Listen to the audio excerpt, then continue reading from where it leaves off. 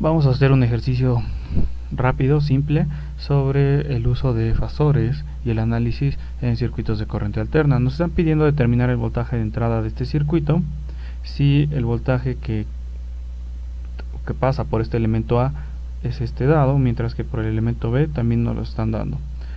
Empezando, nosotros sabemos por la ley de voltaje de Kirchhoff que la suma de estos dos va a ser igual al voltaje de entrada. Vamos a colocarlo aquí arribita simplemente para que no se nos olvide. Vamos a poner que el voltaje de entrada va a ser igual a la suma de lo que tenemos en A más la suma del voltaje en B. Ahora sí, vamos a empezar esto con el dominio fasorial. Nosotros nos dan una señal en el dominio de tiempo, hay que pasarlo a dominio fasorial. Entonces ese sería nuestro primer paso. Vamos a pasarlo a dominio fasorial. Ya saben, como utilizamos valores RMS, lo que debemos de hacer es que el voltaje en A va a ser igual a 50 entre raíz de 2.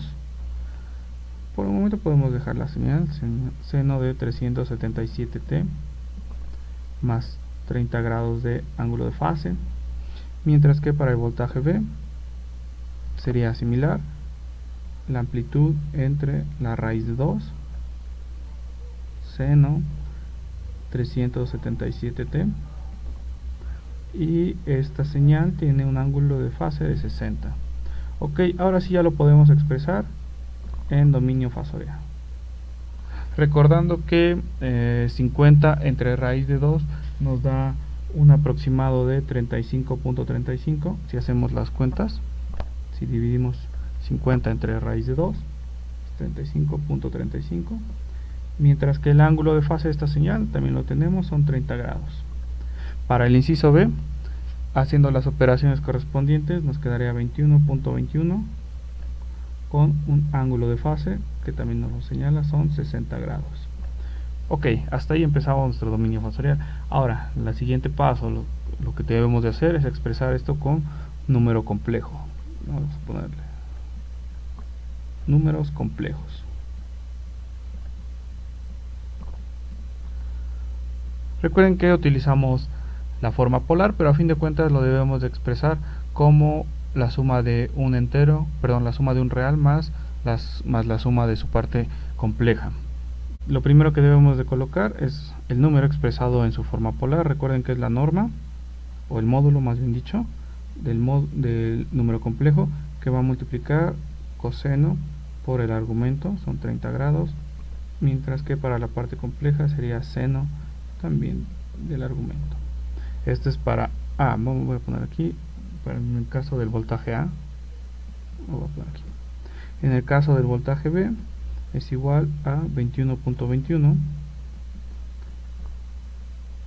La parte real es coseno de 60 grados, la parte compleja es seno de 60 grados. Una vez más, haciendo estas operaciones, si multiplicamos 35.35 por coseno de 30, nos daría un aproximado de 30.61 para parte real, mientras que para parte imaginaria tenemos 17.68. ok, recuerden que son volts, no hay que olvidar las unidades, también estos estarían dados en volts. Para la segunda parte, o más bien dicho para el segundo componente, tenemos que multiplicar 21.21 por coseno de 60, da un aproximado de 10.61 volts. Todos son volts, toda esta parte son volts.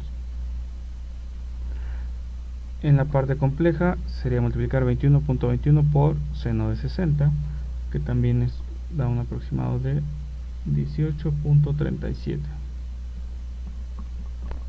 volts. Ok, entonces ya tenemos eso. Recuerden, el siguiente paso era hacer las operaciones correspondientes o análisis numérico, como le quieran poner o como lo quieran ver. Vamos a poner análisis numérico.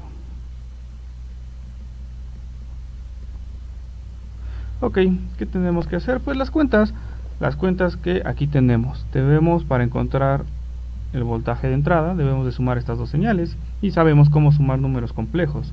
Sabemos que debe ser BA más BB. Entonces, Recuerden cómo suman los números complejos: parte real con parte real, parte imaginaria con parte imaginaria.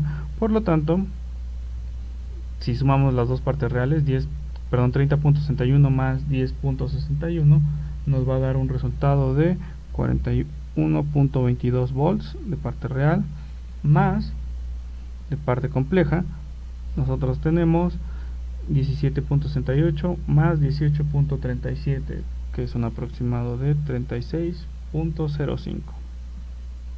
Recuerden que son volts. Y bueno, esto también es nuestro voltaje de entrada, pero está expresado con números complejos. Ahora vamos, digamos, todo el proceso inverso. Ya tenemos el resultado, ahora debemos de expresarlo en dominio fasorial. Si de aquí pasamos a dominio fasorial, vamos a ponerlo acá, ¿sí? Nuevamente de aquí dominio fasorial, vamos de regreso en nuestro análisis. Este resultado, ¿a qué va a ser igual? Bueno, este resultado o este número que nosotros tenemos aquí expresado en dominio fasorial, recuerden que debemos de encontrar el módulo de esto, que es este elemento al cuadrado más este elemento al cuadrado. La raíz de todo eso nos daría más o menos 54.76. y al encontrar también el argumento, recuerden que es dividir este elemento en la parte compleja entre la parte real, la tangente inversa o el arcoseno de ese resultado, y nos daría el argumento de aproximadamente 41.17 grados. Ahora sí, esa ya es la parte fasorial. Finalmente debemos de volverlo a regresar a dominio de tiempo, que es como nosotros lo tenemos expresado aquí en el dominio del tiempo, porque ahí es donde nosotros estamos trabajando. Finalmente vamos a ponerlo aquí abajito, dominio de tiempo. Recuerden que esto está dado en valores RMS, por lo tanto deberíamos de multiplicarlo por raíz de 2. Entonces sería raíz de 2, que va a multiplicar a 54.76. Recuerden la forma de onda senoidal a cierta frecuencia WT, velocidad angular, perdón, pero aquí ya nos la están dando, es 377. Recuerden que para estos análisis no vamos a variar la frecuencia, eso implica no variar la velocidad angular, y el ángulo de fase que tenemos es 41.17, por lo tanto debemos de ponerlo 41.17. y recuerden que son volts. Este es mi voltaje de entrada.